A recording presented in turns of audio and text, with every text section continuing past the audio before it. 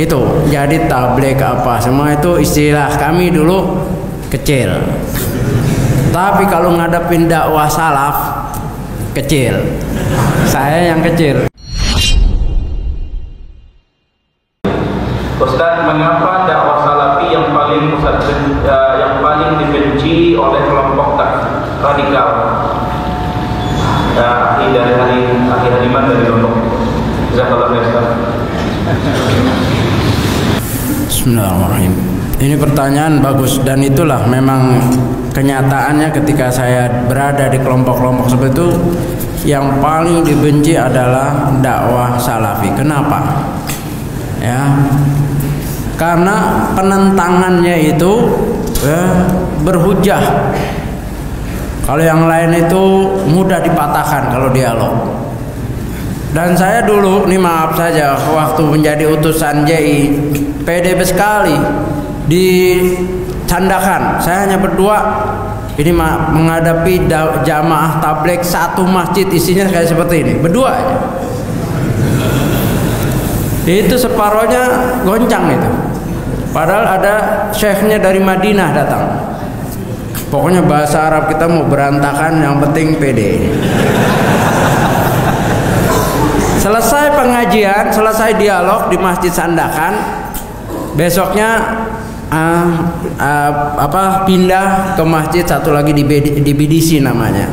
Saya lagi wudhu, itu nggak mulai jamaah. Itu isinya tabligh semua.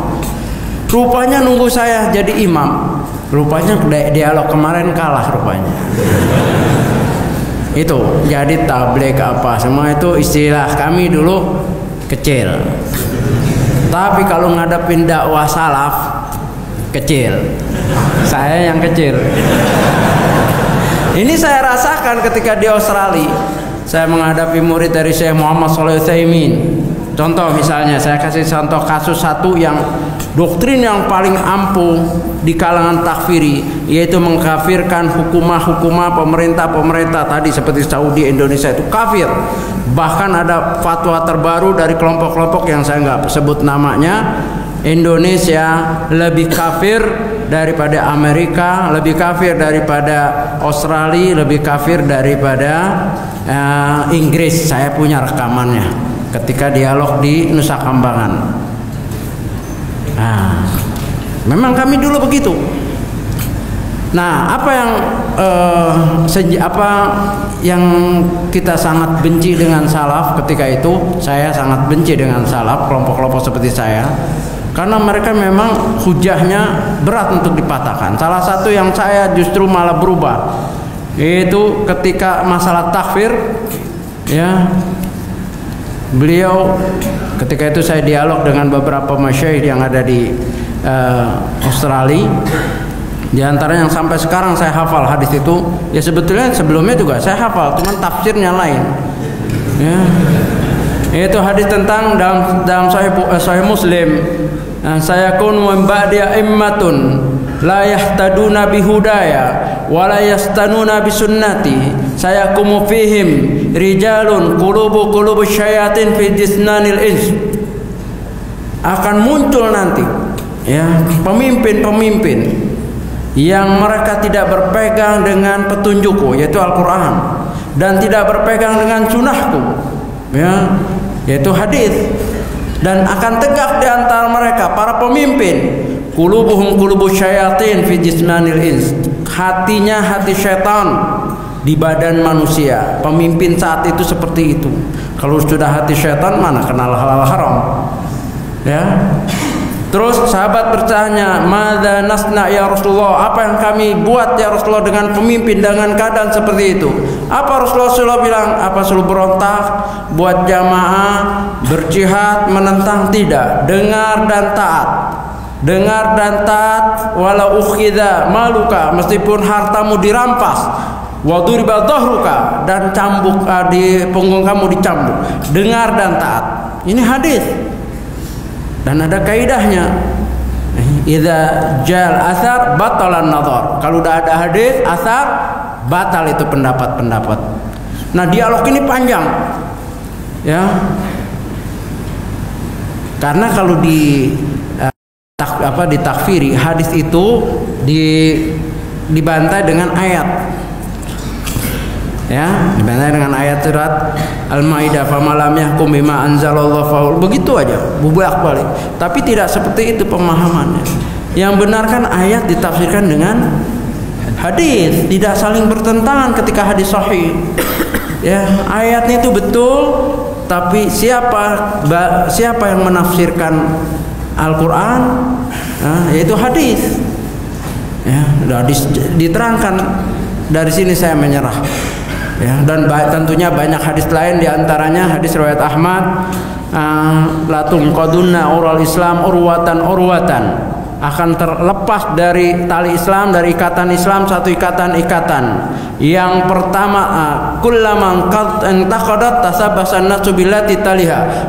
Setiap putus orang akan berpegang dengan ikatan selanjutnya. Wa awwaluhunna naqdul hukmi. Yang pertama kali putus adalah lepas adalah tentang hukum, kemudian sholat. Nah, ketika di situ hadis Nabi SAW ketika menyatakan yang pertama lepas adalah hukum, Nabi tidak bilang kafir, habis kafir, tidak, masih ada selama masih ada sholat dan seterusnya. Ini yang nggak ada bijaksananya nih takfiri. Langsung kafir kafir. Nah, sekarang mereka yang takfiri dikafirin lagi sama ISIS. Nah, ini kejadian. Saya kan keliling nih di Nusa Kambangan. Orang-orang yang dulu dihukum mati, hukum seumur hidup, ada yang hukum mati, sempat dialog. Ustaz, kenapa? Ya masih sama saya walaupun udah beda tapi tetap manggil Ustaz karena pernah ngaji kan. Saya kan sudah begini nih seumur hidup. Sekarang saya dikafirkan lagi sama orang. Tolong orang itu kitanya. Lah, iya kenapa? Karena saya sekarang sudah dijadikan imam. Karena seumur hidup, jadi hafalannya udah bagus lah, jadi imam. Nah, tapi karena udah jadi imam dekat dengan para sipir penjara, senyum, ngobrol. Kata orang-orang itu, senyum dengan sipir kafir. Nggak ada yang jadi makmum mereka. Itu J itu, tokoh J yang meledakkan, ada salah satu peledakan yang dia lakukan seumur hidup. Sekarang dikafirkan oleh teman yang ini takfiri lagi, yang beat dengan ISIS. Coba takfiri dikafirkan lagi. Jadi ISIS ini takfir murakkab. Kafir pangkat dua ya. Ya begitu. Akhirnya berantem mereka. Nah, saya cuma gini, emang enak dikafirin. Saya nggak banyak dalil sama orang. Emang enak dikafirin? Nggak enak. Makanya jangan kafirin orang. Begitu ya. Nah, itulah hujah-hujah yang dilontarkan oleh dai-dai atau ulama salaf yang bermanhaj salaf atau sunnah, ini susah dipatahkan. Inilah mereka benci. Akhirnya mereka tuduh dakwah salafi adalah dakwah neo-murji'ah. Nah, saya dibilang murji'ah. Jangankan saya, Syekh Ali aja dibilang murji'ah. BNPT telah mengundang tokoh murji'ah, Syekh Ali Hasan Halabi. Coba antum panggil orang yang itu, tanya murji'ah apa? Nggak tahu dia tuh. Wallahu alam, pokoknya katanya Syekh Ali murji'ah. Ya, itulah tuduhan mereka. Ya, dulu saya juga begitu menuduh. Pokoknya kalau yang nggak bertentangan dengan kita murji'ah. Ya, karena apa? Karena kita di khawarijin katanya. Jadi kalau kita diskusi yang satu khawarij, yang satu murji'ah, yang siapa yang ahlu sunnah? Ya, nah inilah. Jadi berpegang teguhlah ya, dengan dakwah sunnah. Karena disitulah al-mustaqbal fil Islam, masa depan Islam ini dengan keilmiahan. Ya, siapa saja yang istilahnya mempersoalkan, dia akan lelah sendiri. Karena hujah-hujahnya wadih seperti matahari di siang hari. Siapa yang bisa nutup? Ya, matahari terang benderang di siang hari. Orang yang nggak bisa melihat ya, orang yang buta dan buta mata hatinya. Mudah-mudahan kita doakan mereka mendapat hidayah.